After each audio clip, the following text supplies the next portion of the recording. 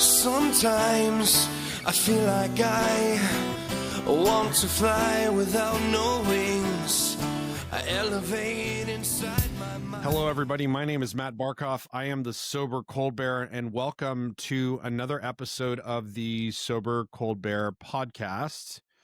And joining me today is Mr. Everett Morris. Thanks again for hopping on and being a part of the conversation, Everett. Nice to have you here. Yeah, good to be here. Glad you invited me. Of course. So this is episode 24. They're starting to get up there, which I'm actually pretty excited about. Everett is actually the first attorney that I've had on the podcast. I've been actually wanting to get an attorney on the podcast. I've been wanting to get somebody in sobriety working a program on the podcast, and there's going to be a number of topics we're going to be going through today.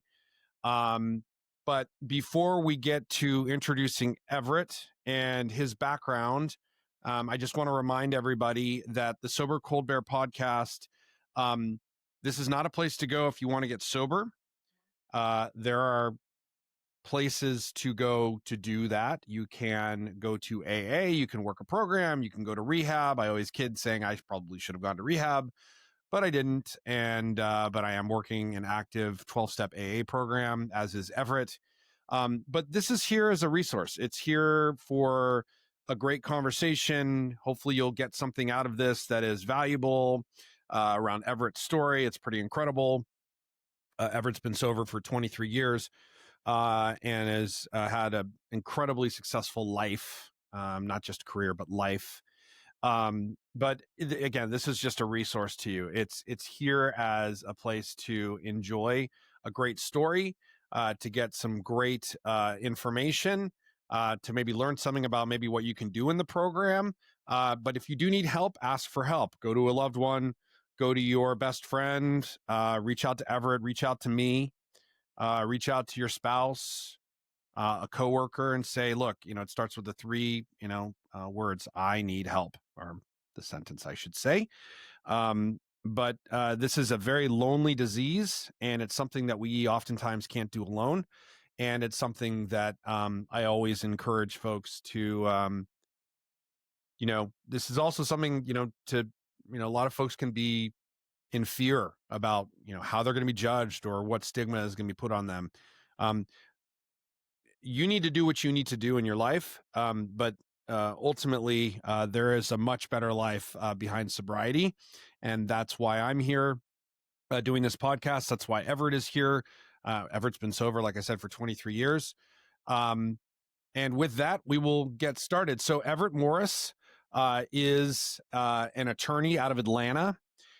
He is the creator and owner of Morris Legal and Tax LLC. Correct me if I'm wrong, Everett, but you have both your JD as well as your MBA. Is that correct? That's correct.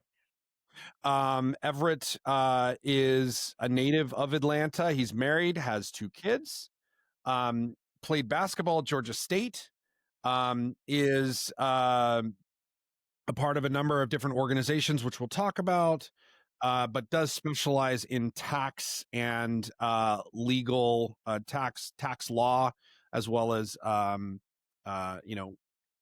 areas around that. He is a tax preparer. I think you did something like over 800 tax filings last year, which is pretty cool. That's not what we're going to be talking about today. We're going to be talking about what it is to be an attorney in sobriety. How are you dealing with, how have you worked with that, and how have you been around that? We're going to be getting into a number of other topics around like being a parent in sports and being sober and as a parent in sports. So again, Everett, thank you for being here. And why don't you go ahead and just tell us a little bit about yourself, your background, and we'll get to a conversation. Sure. So, yeah, appreciate the introduction, and you hit on pretty much everything I do with my life. That I'm either here in the office helping people with financial issues, tax planning, that type of thing, or I'm usually playing sports or coaching my kids or out watching my kids, cheering my kids on. Just kind of enjoying life at home, and we travel a lot. Also, a lot of trips Caribbean and other tropical destinations, generally speaking. Um, yeah, just kind of enjoying life. I mean, I grew up in Atlanta. Started smoking pot. I think I was 11, probably at the time. Both my sisters had issues as well, so we had all three of us. You know, mom and dad stayed married their whole lives. The three kids, every one of us was a pretty hard and fast drug addict by middle school. So both my Oh, okay. sisters. So the entire family got the gene. Yeah, yeah. So, and Okay. maybe it's something about the way we were raised. My mom had a bit of a drinking problem. She's deceased now, but sisters both in and out of rehabs and different issues, and so everyone's alive. Some have Was your recovered in different ways. Everett, was your mom's passing anywhere at all connected to alcoholism? No, that she did have quite a drinking problem, and drinking or marijuana, depending on various life aspects. There was a point that my dad made her quit smoking pot because he was running for public office, and so Okay. the drinking picked up. Then once that was over, she went back to this. So she had issues, but no, she had a spinal stroke about that's several years before she passed. That made it, her mobility changed and stuff. But she ended up dying of a heart attack. So I don't think it was related necessarily.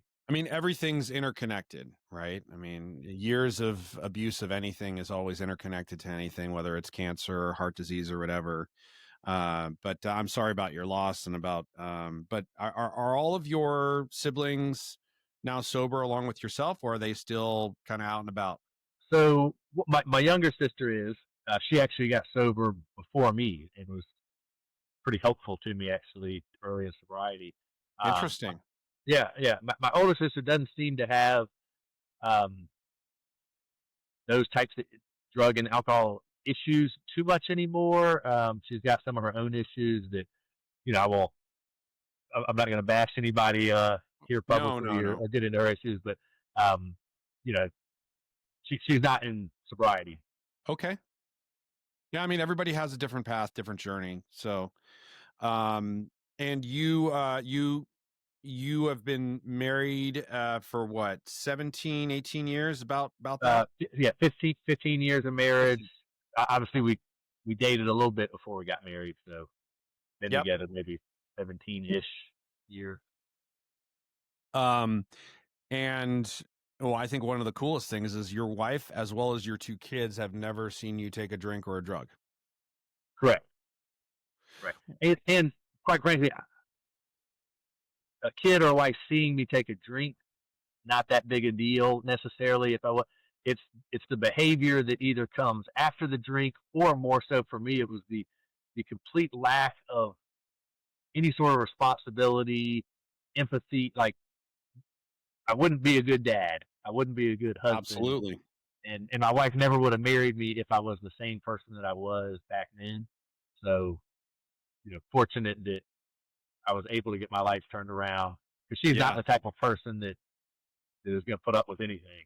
Uh, she's a high achiever, and if you're not a high achiever with her, she's going to fly right past you, and so wouldn't have worked out well.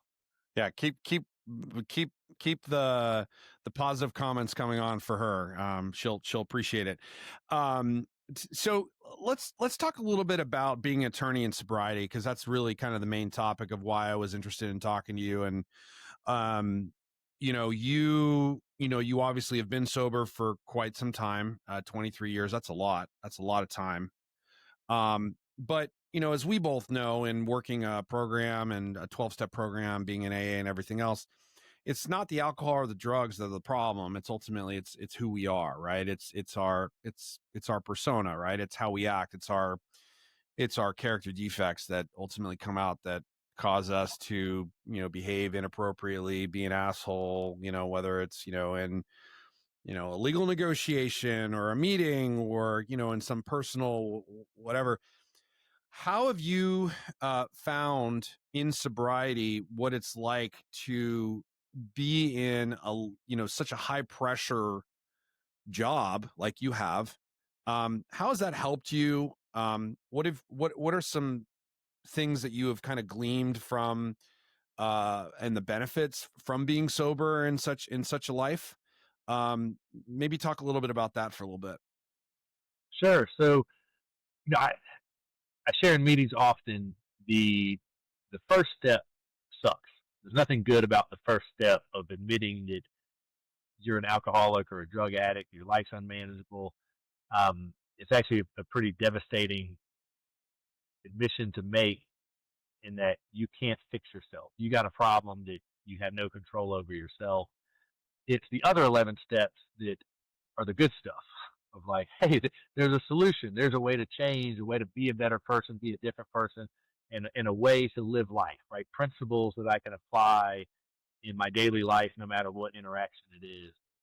So, being a lawyer specifically, yes, there are some different issues, and even different types of law could be different. So, I do not do much litigation at all, where you're suing people or defending lawsuits. I deal with tax, finance, estate planning, so helping people write wills or trusts after someone's died. How do we help get everything situated? So, very intimate conversations with people. Not everybody wants to just share with anyone how much money they make, how much money they spend, how much money they have. Family issues. So when we're doing estate planning, a lot of planning might be about my son, the drug addict. I don't want to leave him too much money. He's going to kill himself. An assortment of issues that require a level of emotional intelligence and empathy that was probably one of my weaker points, just as a personality trait. Hmm. I was always, my coach in college actually gave a whole halftime speech once about how everybody should be as insensitive as I am. That, he couldn't tell if I won the lottery or if my mom died. I was going to show up at the gym and I'm the same guy every day, putting in the same work. And there are certain aspects of life where that sort of insensitivity is good, and there's also plenty of situations where it's not so good, and you do need to be sensitive to other people and what's going on and emotional feelings. So that's something that has been an area of growth throughout sobriety, of getting better at that, and it's really helpful in the type of work that I do. I have been in a few litigation situations where either a pro bono case I took, or with sometimes after someone dies and you're helping the family deal with transferring assets and all that, where sometimes people are suing each other. And so um, it's one that I'm not as comfortable in, partly just because I don't do it all that often, but it is difficult to come to work and be the hired arguer, where your job is to fight other people. And then when you clock out, to just turn that off and go home and be nice again. And I know of other lawyers where, yeah, it's hard to stay married because all you do is argue. That's who you are, and you can't. It's what makes you great at your job and what makes you horrible at your home. I think there's different types of professions, I guess, that have kind of different kind of daily roles and responsibilities versus kind of what happens at home. Somebody that kind of practices like maybe family, like somebody that's in like family law or family practice, where they're constantly dealing with divorces or those types of things. I would think those are you're constantly litigating and negotiating settlements, things like that. For you, it and it oftentimes, and I know a number of folks in that space, they oftentimes do become, a lot of interactions I've found are sometimes I wouldn't say argumentative, but there's always some type of like debate, right? For you, it sounds like you do more of kind of the back end planning and things like that. What one thing I did have a question around is going back to your point around, like, let's say you've done some estate planning, and this high net worth individual says to you, I've got 4 kids, 2 of my kids, one of my son. My son is is an addict. He's been in rehab 4 times. I'm sure you've been through this, right? He's been in rehab 4 times. When they ask you for advice on like what to do, how do you kind of use the tools of a sobriety program to guide them, or do you just kind of, put on the attorney hat and just, kind of guide them around the principles of like what a financial planner would do, or a CPA would do? How do you handle that? How have you handled that? Maybe you could give some insight into that. That would be great. Yeah, so it's some of both, really. That I've got to have the attorney hat on somewhat at all times when we're doing that, and it's helping explain to a client what the options are, what the different legal frameworks allow. That generally you're going to have a trust set up so that you're not giving your drug addict child a big chunk of money at one time. You might have somebody else in charge of it who can pay for your son's expenses, whether it is going back to rehab or housing expenses or food. And you get to lay out details about how you want your trustee to decide what to spend money on and how to spend money.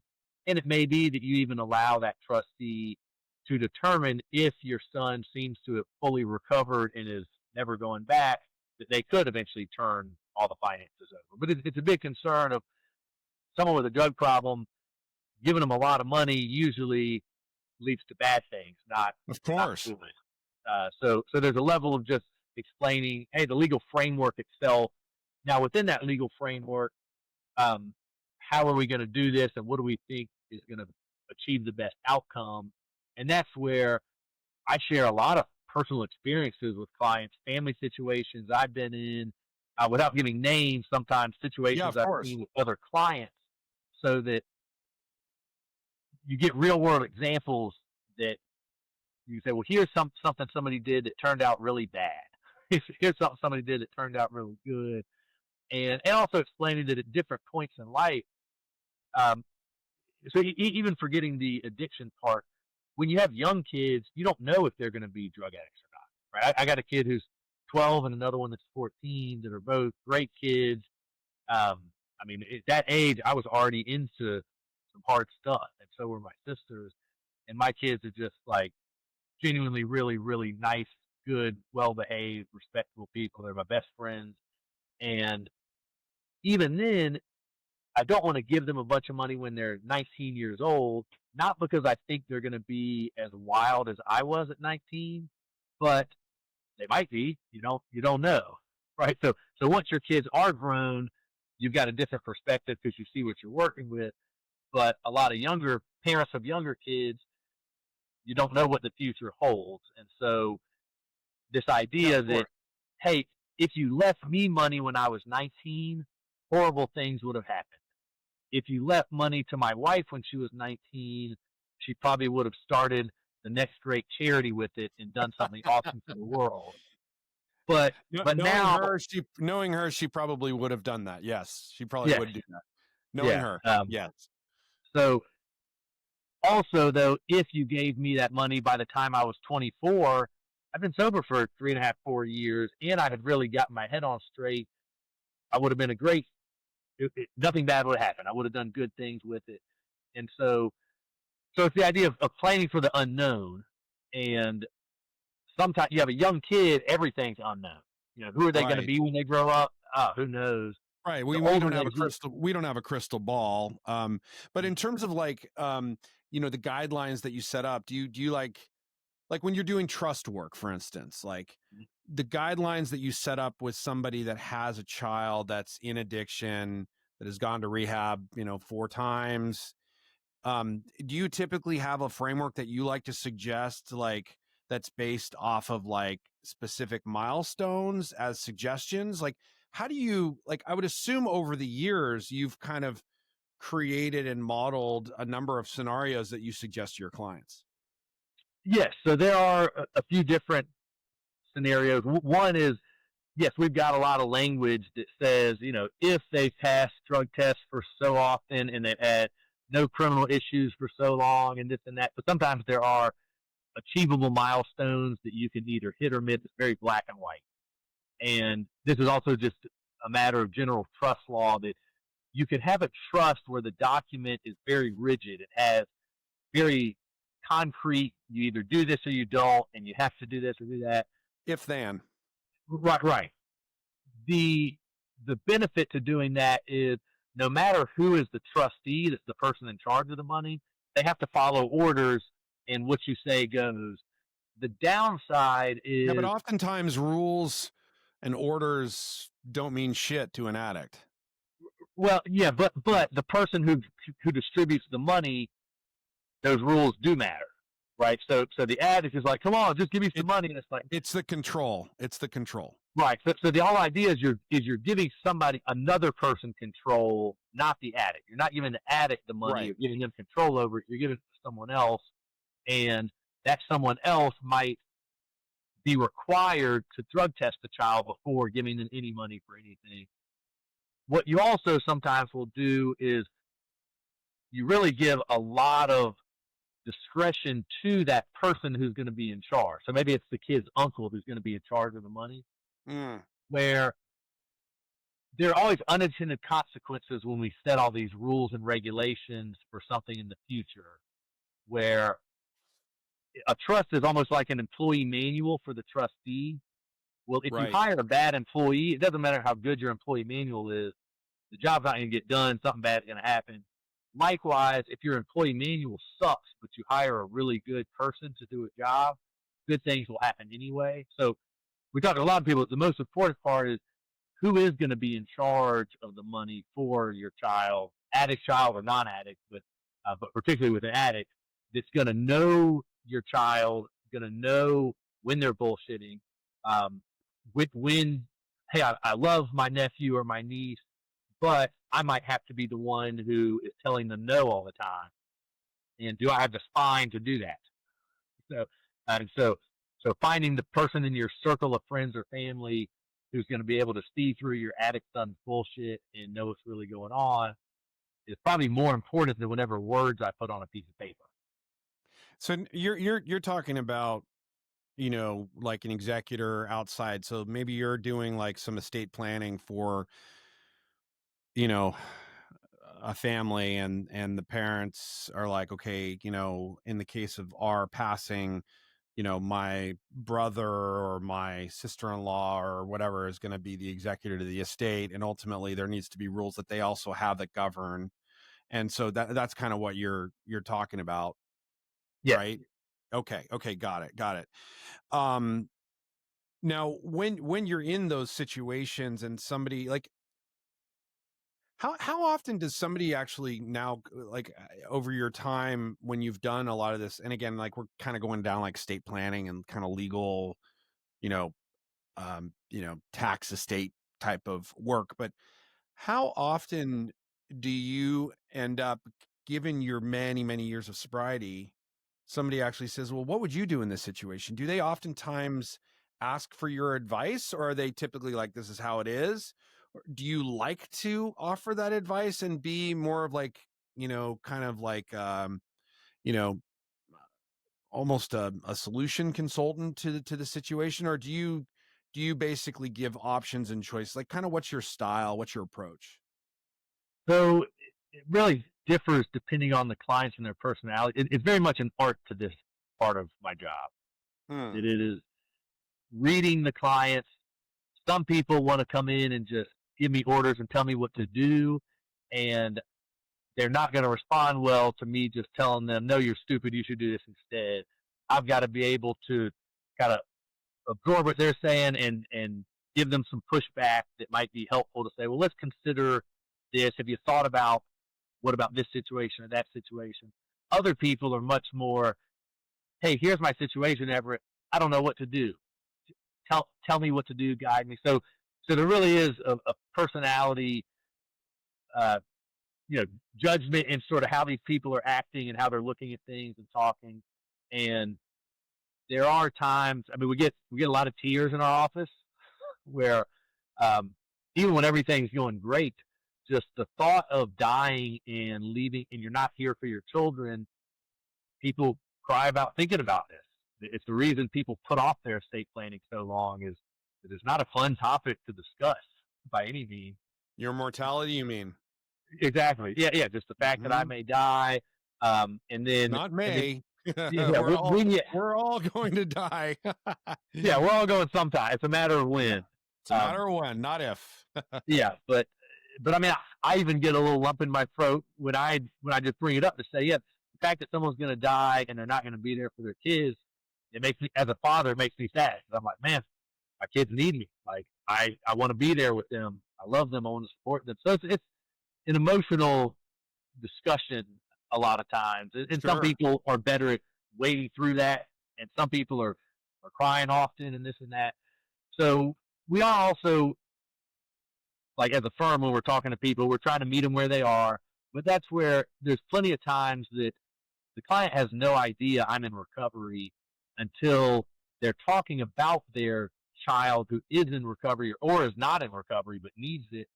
And when they're crying and they may not think I understand or know what we ought to do, and I can explain to them that I've been there and this is how things are now, like, there's a connection that's made, and now a level of trust they have in me to really help with this situation, because I know the situation better than someone who's never been through it. Yeah, I mean, you bring credibility to the table given your years of experience and, discipline of being sober as long as you have. And that, to me, like, I wear my sobriety as a badge of honor. I do it at work. I do it, in public. It's something that, I've struggled with for years, but now I actually talk about it very openly. And I think it's becoming more of an acceptable conversation. I think a lot of folks are still very fearful about talking about their sobriety in the open because they don't know how they're going to be judged. There's still this big stigma. I talked about it last week when I was talking to Chris and Lori on the podcast, just about the stigma of addiction and things like that. I want to double click. I have a number of friends in the program, and this is about children. I have a number of friends in the program who have kids that are actually very much struggling with addiction. Now I have two kids. I have a son who's going to be 20 in a few months, and I have a daughter who's going to be 16 next month. So far, there's been some signs of addiction here and there, but nothing to be like worried about. I am very open and transparent with my kids about how I'm working a program, and I think they're seeing that, and hopefully they're learning from that in a positive way. But I do have a lot of friends that have kids that are struggling still in this, and if you in the future were to run into a situation with one of your kids and they were to start struggling with drugs and alcohol, have you thought about, and have you talked to others in the program about how you would deal with it? I'm curious kind of how if you kind of take your legal hat off and put your parent hat on, knowing what you know now, being in the program as long as you have now, how would you go about it? A lot of folks that I know in the program, they just kind of got to let their kids, addiction's addiction until you go through step one and actually say, I'm done, I'm turning it over. It is what it is. But what would you do? Have you thought about that at all? And I'm curious kind of how you have thought about handling that. So I haven't given it a whole lot of thought. I mean, I'm one of those people. I have like 80,000 thoughts in my head at all times, and so, Yeah. so it's like a constant stream. But when I'm at a meeting where a parent gives a chip to their kid, or there's or I've got, you see parents that have lost custody of their kids. I mean, there's things where, yeah, my kids are like number one in my life in every single way. Right? There's nothing more important than the kids. I mean, I love them more than I ever thought I could love anything ever. Really, it's like the Grinch whose heart grew 3 sizes that day. Like, that's what's Sure. happened. I'm just a totally different person being that. And fortunately, they haven't really had issues yet. But I've always been open with them about this. If you had asked me 20 years ago to come on a podcast to talk about sobriety, I wouldn't have done it. The stigma of, I'm a professional now. People shouldn't know that I used to do that. It is also a lot easier when you're like, oh, that was 23 years ago. Everyone's like, oh, you're a different person now. When it was a year ago, like I don't want to hire a lawyer that had a cocaine binge last year. Like I, I mean, there's a level of like once you've had some sobriety, people are more willing to think it's cool that you've changed your life. When you're fresh off of it, everyone wonders if you're really off of it. So, uh, but with my kids, I've always been very open about it all, about what I've done. I mean, that's one of their favorite pastimes. Is like, Dad, tell us some stories about you know all the bad shit you did in high school and middle school and all the trouble you got in. And and so I do know that I think enabling an addict is one of the worst things you can do, and that the 100%. longer as a parent, the longer you enable it, um, you just allow it to fester and go. And so that's something that I would not do. I think I would be pretty adept at figuring out if my kids have been involved in anything. But we also, Jamie and I have always had 100% honesty policy in our house. So the kids have never thought that Santa Claus was real. They've always known it was imaginary. They have just as much fun getting pictures with Santa and all that as everybody else on Christmas, but they know that they can trust mom and dad to tell them the truth, while they can't believe some of these other families are lying to their kids about this. And when you turn 8 or 10, you find out Santa's real. Oh my God, what else have mom and dad been lying about? We've always been honest about everything from the start, and we demand honesty from the kids. That like, look, whatever you did, tell us, and you may have some consequences, but they're not going to be that bad. The kids know if they ever lie about anything, they are in enormous trouble. They're going to have consequences. Big time consequences. Just being able to trust each other is so important in our household. So, and the idea is that, look, if my high schooler is going to drink at a party, then I would rather her tell me, and we will arrange a ride for her, than for her to drive drunk or ride with someone. Same. So yes, let me know what's going on. There's a level of like, you're a senior in high school, you have a beer, whatever. I'm not mad at you at all. There's a level of abuse that you're getting to, or certain situations you're putting yourself in that would be dangerous. But that's where, again, we want to be, as parents. It's not like we're the police that they hide everything from, and don't say anything without your lawyer. It's like, no, we love you, and we want what's best for you. And I think our kids genuinely feel extremely loved by us, and they trust that the things we do for them, that even if they don't like it at the moment, they believe that it's for their best interest, and we always have their best interest at heart. Right.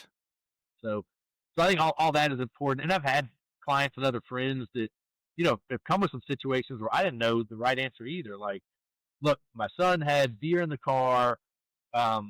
He told me about it, which is great, but also they're driving with open containers, which is bad. And like, I don't know if I should ground him, or does that mean he's not going to tell me next time? And it's tough. It's tough. I need to maintain their trust, so we have open lines of communication. Sure. But also, I might have to have consequences for certain behavior also. And so, fortunately, I haven't gotten there yet. And so far, yeah, that's great. Yes, so far. And like, my daughter right now is such a determined person. I mean, studies hard, straight A's, volleyball star. All she ever does is play volleyball. We're always doing all these volleyball games and tournaments and stuff. We're like, she wouldn't have time for a drink. Like, she's got too much other stuff going on. So, yeah, my kid's a D1 athlete plays baseball, and same thing. I mean, he's around a lot of it, but like, these guys are, it's a full-time job to be an athlete, as we know. And you were an athlete, I was a college athlete, you were a college athlete, I was a college athlete. Codependency is an interesting topic, especially financial codependency as it relates to your career. And oftentimes, and I have conversations quite often around parental codependency of their kids, especially with kids that are actually having addiction or substance issues or alcohol issues or what have you. Oftentimes, it becomes more of a problem because it becomes like almost an enabling situation where there's kind of this unhealthy pattern of, where, both partners, both parents, over function something, or try and enable the situation by throwing therapy at it, or or on the other hand, you have one parent that's like super like stern about something, and then they're like, no, I'm not doing anything. And then you have the other parent who like basically overcompensates for that other, and that creates all sorts of tensions. I mean, I'm sure in your career you've run into all sorts of codependent situations with parents and kids, especially as somebody's going through their estate planning or what have you. Is that something that you've dealt with, and how have you gone through in terms of managing through that around the topic of codependency? So I'll tell you a little bit about work that I see some, but first, you know, what was really the turning point for me was I had I was playing college basketball. I dropped out of school to move into an apartment with my best friend. He was just selling drugs, and that way we could just get high, drink, sell drugs. Gave up all the positive stuff in my life. Okay. We Wow. we had our apartment raided by the cops, and were arrested. How old were Possession you? was 20, Okay. 20 at the time, and so is he. And we've been best friends since like kindergarten. So my dad, and I'm not blaming his parents. I have no, there's no judgment. It's just kind of, hey, here's facts that happened. Is my dad, if I was going to live in his house, which the judge pretty much demanded, I needed to pay him rent. Um, I wasn't going to have a car, so I was, walking to extra drugs to be a cashier, and then running to this church gym to keep the scoreboard at night. And it's just, uh, there was no, my dad, much more than my mom, would lay down the law and keep it. He was not going to enable me. My best friend's parents, I think, did a lot more enabling in that for the years after that, after I got sober, he continued living the lifestyle he was living. Well, his dad paid for his apartment and helped him out with everything, so he never really had a job. He died of an overdose years ago, by the way. So Your here I friend? am. Yeah, my best friend. Yeah, so I'm 23 years sober with a great life, great family, Wow. and he never recovered. And this is not to say that, if his parents had done something differently, he would have gotten sober. You can't control any of that. But I just know that um, had somebody enabled me at that point, I would have kept on. Whereas the fact that my dad quit enabling me in any way, Yeah. that certainly put a fence around where I was headed, and corralled me back in a different direction. I mean, Um, literally in one personal, like very personal example of your experience, you just described like what happens or what could happen when codependency goes wrong versus when codependency goes right. And you have parents that are actually using good judgment, having kind of somewhat of tough love on their kids, like your parents did with you, like your dad did with you, versus your best friend, which, not instead of your dad, it's like kind of like the fork in the road, you take the left or you go to the right. Your dad decided to go the left, right? And kind of take you down the left path. Your best friend and his parents, they decided to take the right path. And that path ended up, unfortunately, with, him. And again, nothing that you can say or do obviously can change the outcome of that. But it does bring up the interesting thought that, had his parents gone down the left side, just like your dad did with you, would he still be here today? yeah, and And we don't know, and we don't know, but and all that it's to be said interesting. too. Yeah, when my dad refused to pay for anything for me again, um, well, I could have gone a whole nother deeper direction of, fine, I'm going to go start robbing and killing people, whatever I got to do to get this. So you never know. But that's But like the something, personal but experience something I've clicked had. in you though. Something clicked in you that allowed you to start kind of getting, some general understanding that it's, you need to you need to kind of think about things differently, and that somehow had an impact on your decision to become sober. That's right. Yeah, I mean it's like I said, there is no perfect way. When you've got an addict child or friend or whatever, there's nothing you can do to make them change. But there's certain things that probably make it worse, and certain things probably make it better. And you play the percentages. I do know when my dad has been asked to give my younger sister her anniversary chip for sobriety, that I remember the first time he did, he was crying. Uh, Amazing. He's saying, I wanted to fix my daughter. You know, she's been in so much pain. I'm watching her destroy her life. She's running away. She's trying to kill herself. I've done everything I can do. He paid for 9 months of long-term rehab, and then he's like, nothing I could do would fix it, and you people fixed it. Wow. Like, you people in these meetings have fixed her. So it's like, look at he's wanted. It's not that any parent doesn't want their kid to be happy and just a good person and live a good life. But there's not always something you can do, so you try your best. I will tell you a bit about, to answer the other part of your question, what about when I'm at the office and there's clients and are you enabling kids or not? I'll tell you what's interesting, and there's a lot of experience having to see some different things. The amount of money people have is so different. So my first year of marriage with Jamie and I still remember how much money was our adjusted gross income for the whole year. Our adjusted gross income the past 2 years, 30 times what it was. So first year of marriage, we had a baby. The amount of money we make 30 times more than that every year now, and growing on that spread. So if you had asked me back then, if you're setting up a trust for your kid, is $1,000 a month enough or too much or not enough? Versus today, if you ask me $1,000 a month, it's like you could steal $1,000 a month from me, and I probably wouldn't notice today. Whereas if you did that 15 years ago, I would have been homeless. I would have foreclosed on my condo. Yeah? And so, we're usually dealing with clientele that have pretty significant chunks of money. So buying a 16-year-old a really nice car, like, they don't look at that as enabling or spoiling a kid, because that's the life that we live. That's our lifestyle. Whereas a family with a lot less money, getting a 16-year-old a car at all is spoiling them rotten. That kid ought to get their own job. And so you run into that too with hey, if I'm leaving a trust for a kid, when I'm talking about leaving financial support for a child that may have addiction issues,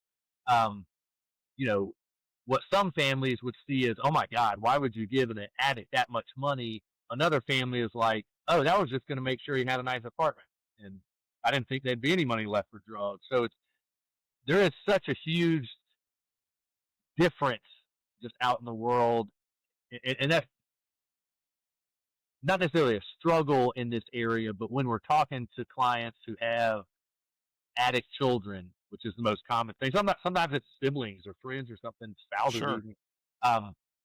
But it's the whole idea of, I want to make sure my kids, I want to leave enough money, and if I'm alive, I want to financially support my kids to support them for their goals and help them become productive members of society.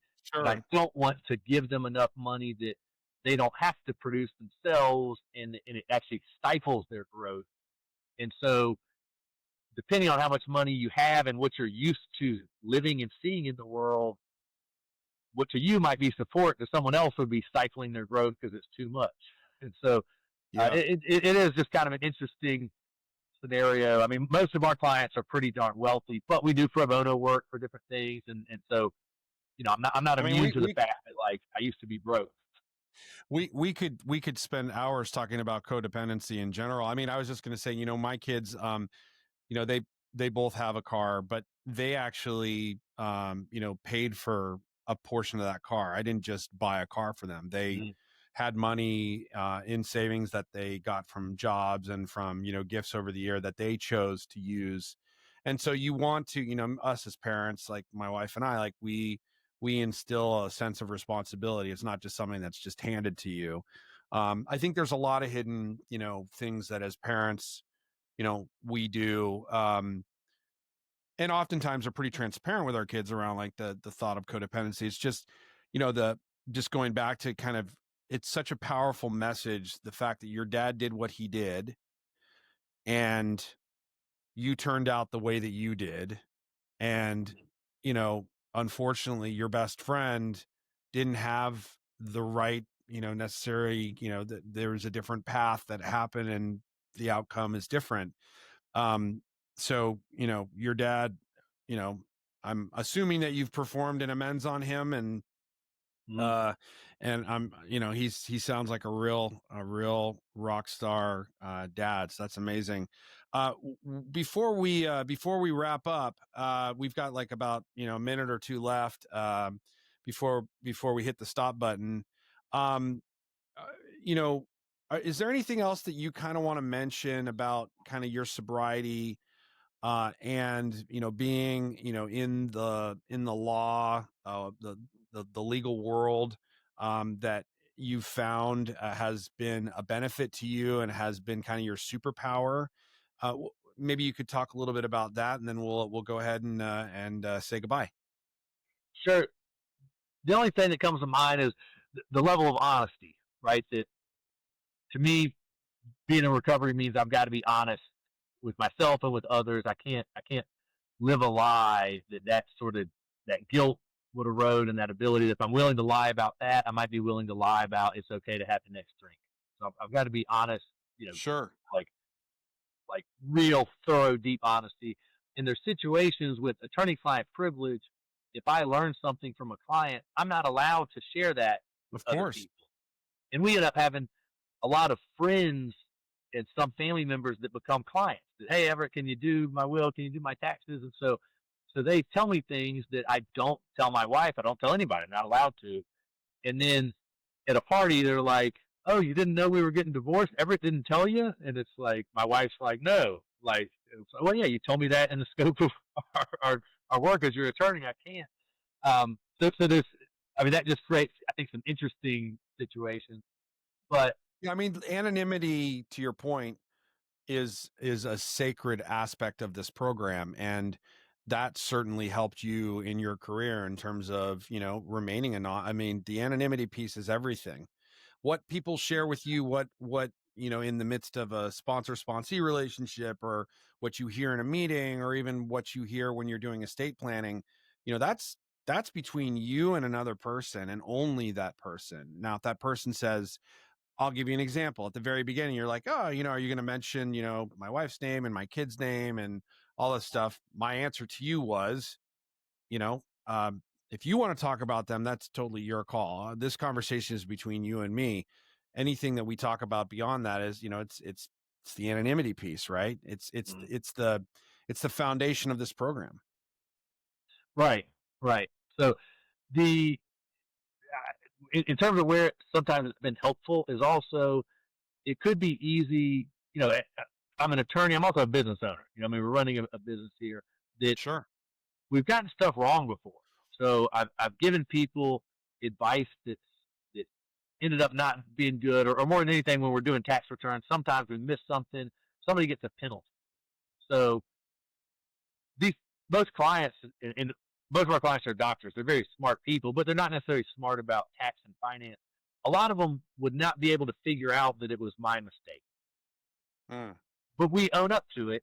And I mean, I mailed a check today for $612 to a client where we had made a mistake on. They had a business return, a personal return. Something got mixed up. Anyway, they ended up with a penalty. They needed to pay the IRS $612.17.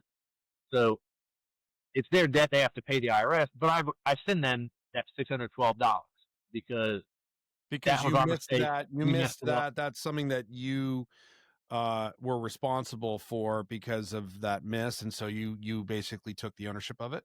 Right, right. And that's something we do often. I remember there was a client early in my career. So right now we have more clients than we can handle. Like we turn people down. I mean, it's kind of like the snowball is rolling to the point that it's out of control. We It's a can't good hire problem to people. have. Yeah, yeah. Yeah, good problem to have in business. But early on, that was not the case. It was just me trying to build a client base. And I remember having a client that I think I just didn't tell him the right amount to pay on an estimate. And then when we got to the tax return, it was like, wow, he owed a lot more money than we had anticipated. And it really, and I apologized. I refunded his fee. And I thought, this guy's never going to talk to me again. I mean, he should have been pissed. That guy sent me more referrals for other Came a doctors client for life. Yep. because the way that I handled it with integrity. Like, you know what? Let me be honest. I messed this up. Let me try to make it up to you by doing it the right way. And that's, I mean, that's steps 4 through 10, essentially. 4 through Step 9. 10 on the daily. Step 10 on the daily. So. Absolutely. Well, Everett, it's been awesome having you on the podcast. I appreciate your everything that you said. I appreciate who you are. I appreciate everything that you represent. Obviously, I know Jamie and I adore her, and I mean, it's just it's like you never know what's going to come out of any conversation you have with somebody. But I think there's a lot of great things that we learned today. I learned more about kind of what you do, and between your estate planning, between the different legal roles that you hold, along with a lot of the CPA work that you do. I mean, we talked about codependency, we talked about kids. I mean, we covered a pretty significant amount of ground in about 50 minutes. So thank you so much for being here and being honest, and considering that we've never met before and we're only introduced from Jamie. I thought this was awesome. Just to let everybody know before I hit the stop button, the Sober Cold Bear podcast, again, this is a resource for you. It's not a place to go if you want to get sober. There are places to do that. You can go to rehab, you can go to AA program. The secret sauce that I always tell folks is go to AA, do the 12 steps, get a sponsor, and do service. That's the formula for success in sobriety. If you need help, ask for help. Reach out to a loved one, a coworker, a friend, and but it starts with I need help, and then you go from there. But there is a better life outside of addiction, and if you can figure that out and you can kind of go down that road, I promise you things can get pretty incredible. So I'm going to go ahead and hit stop. Everett, thank you again, man. I appreciate you so much. Thank you for being here. Yeah. All right, everybody. Take care, y'all. Bye-bye.